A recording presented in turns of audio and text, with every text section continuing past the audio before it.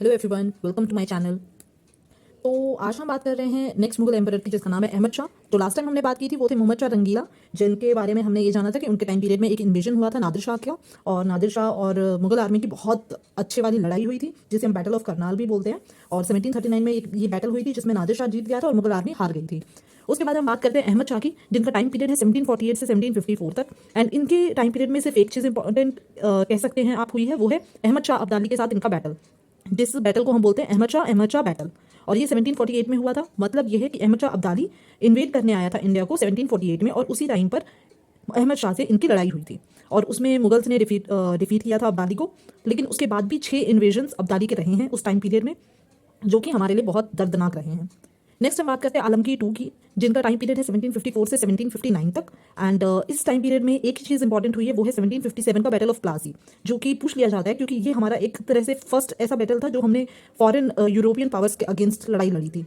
And इसके अंदर जो लड़ाई होती है वो रॉबर्ट क्लाइव की होती है, नवाब ऑफ बंगाल से। बेसिकली इसमें हुआ क्या था, बैकग्राउंड अगर आप जानने की कोशिश करें तो बैकग्राउंड सिर्फ इतना सा है कि बंगाल के नवाब ने रॉबर्ट क्लाइव को, मतलब जो पावर्स मुगल आर्मी ने, मुगल एम्परर ने उन्हें दे दी थी, उस पावर के ऊपर सिराजुद्दौला ने कोशिश किया कि कुछ कंट्रोल किया जाए, क्योंकि ऑलरेडी यूरोपियन पावर्स बहुत ज़्यादा ग्रो कर रहे थे और कहीं टैक्स वगैरह कुछ नहीं पे करना पड़ता था, तो ये अपनी मनमानी बहुत ज़्यादा चलाया करते थे। तो battle of Plassey is just the battle between Robert Clive and Sirajuddaulah. Sirajuddaulah कौन है? वो नवाब ऑफ बंगाल थे उस टाइम पे, जिसमें रॉबर्ट क्लाइव तो जीत जाता है और सिराजुद्दौला जो है वो हार जाते हैं उस बैटल को। और वहाँ से कह सकते हैं कि आप यूरोपियन पावर्स का जो पॉलिटिकल जो पकड़ थी वो और मजबूत होती चली गई।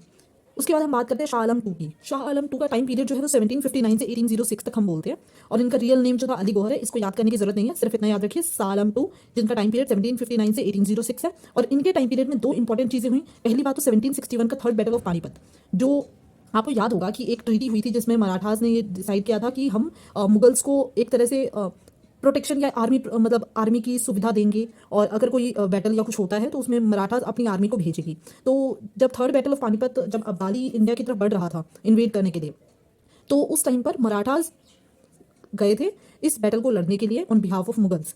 तो यहाँ पर मराठास और अब्दाली में लड़ाई होती है, और मराठास भी बहुत स्ट्रॉन्ग रूलर नहीं थे उस टाइम पर, as compare to Mughal army तो बहुत स्ट्रॉन्ग थे, लेकिन अब्दाली के कंपेयर में वो उतने स्ट्रॉन्ग नहीं थे।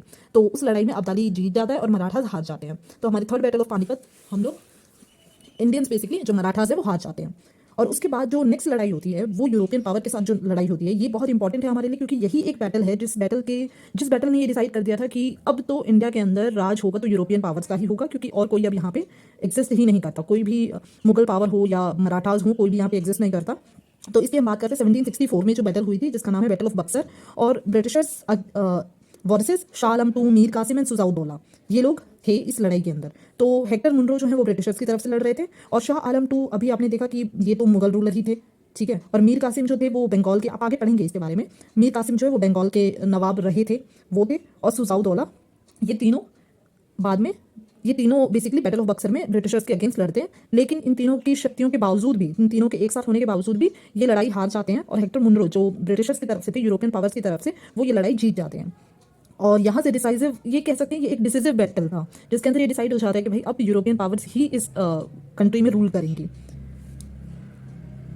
और जहाँ तक आप अगर देखें मुगल रूलर्स को, या फिर मुगल रूलर्स जो शुरू में इतने स्ट्रॉन्ग थे और बाद में वो वीक होते चले गए, तो फाइनली 1803 में ब्रिटिशर्स ने दिल्ली को कॉन्कर कर लिया और मुगल्स को जस्ट एक प्रिजनर बना के छोड़ दिया। हम बैटल ऑफ बक्सर के बारे में आगे और बात करेंगे, तो अभी शॉर्ट में सिर्फ मैं ख़त्म कर रही हूँ। और 1803 में जब ब्रिटिशर्स ने दिल्ली पे कब्जा कर लिया, तो मुगल्स को सिर्फ पेंशन के लिए रख दिया कि भाई चेहरा आपका रहेगा, आपको सिर्फ हम पेंशन देते रहेंगे, उसके अलावा आपकी कोई भी शक्तियाँ नहीं रहेंगी। और उनकी पावर जो थी वो सिर्फ रेड फोर्ट तक लिमिटेड हो गई। और उसके बाद आते हैं हम 1806 में अकबर सेकंड के टाइम की। तो ये एक फर्स्ट मुगल रूलर आप कह सकते हैं, जिसे ब्रिटिशर्स ने अपॉइंट किया था। तो ब्रिटिशर्स का आप खुद जानते हैं कि बैटल ऑफ बक्सर में ऑलरेडी डिसाइड हो गया कि भाई यूरोपियन पावर्स ही अब रूल करेंगे। तो उसके बाद से जितने भी मुगल्स आए, एक तरह से आप कह लीजिए कि ब्रिटिशर्स के रहमो करम पर ही वो सब चल रहे थे। तो अकबर सेकंड को अपॉइंट किया ब्रिटिशर्स ने, और 1830 में यही अकबर सेकंड जो है, इन्होंने राजा राम मोहन रॉय को राजा का टाइटल दिया था। तो अगर ये क्वेश्चन आपके लिए बहुत इंपॉर्टेंट है, जो अकबर सेकंड के टाइम पीरियड में सबसे इंपॉर्टेंट यही चीज़ है कि राजा राम मोहन रॉय को राजा का टाइटल किसने दिया था, तो इट वाज अकबर सेकंड, और वो भी 1830 में। अब लास्ट मुगल रूलर की बात करते हैं, जिनके बाद में कोई मुगल रूलर फिर एग्जिस्ट नहीं किया, सीधे दिल्ली पे कंट्रोल हो गया ब्रिटिश क्राउन का, और उसके बाद कोई राजा, कोई मुगल, कोई कुछ नहीं कंट्रोल कर पाया। तो लास्ट मुगल रूलर हैं जिनका नाम है बहादुर शाह सेकंड। बहादुर शाह सेकंड जिनका नाम, जो पोइट्री भी करते थे, तो वो अपना पेन नेम हमेशा एक जफर यूज़ किया करते थे, तो हम इनको बहादुर शाह जफर के नाम से भी जानते हैं। जिनका टाइम पीरियड था 1837 टू 1857, और इनका टाइम पीरियड सिर्फ एक ही चीज़ के लिए इंपॉर्टेंट है कि ये 1857 रिवॉल्ट के लीडर रहे थे। और 1857 में जब ये बेसिकली इंडिया की आज़ादी के लिए कह लीजिए या फिर ब्रिटिशर्स के खिलाफ ये लोग लड़े थे, तो वहाँ के लीडर बहादुर शाह जफर थे। एंड 1857 में जब ये इस पूरे म्यूटिनी को या फिर इस पूरे रिवॉल्ट को सप्रेस किया गया, तो बहादुर शाह जफर को अरेस्ट किया गया ब्रिटिशर्स के द्वारा, और इन्हें रंगून, जो कि बर्मा में है, जो आजकल हम उसे म्यांमार बोलते हैं, वहाँ इन्हें भेज दिया गया था। तो यहाँ हमारे जितने भी लेटर मुगल्स की स्टोरी है वो खत्म होती है, और इसके बाद जो हम बात करेंगे वो एडवेंट ऑफ यूरोपियंस की बात करेंगे। तो यहाँ हमारा एक फर्स्ट टॉपिक हमारा खत्म होता है।